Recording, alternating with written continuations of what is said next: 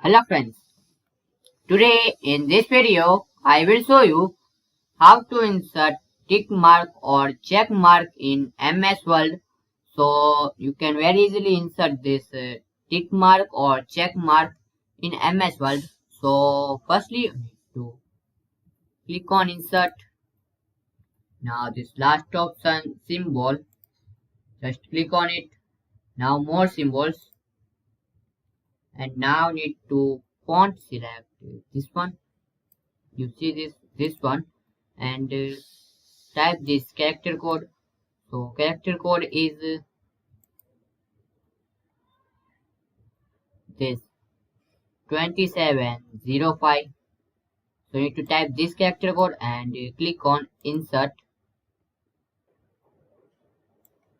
Simply type this character code and click on insert. So you now close it. So you can very easily insert tick mark or check mark in MS Word very easily.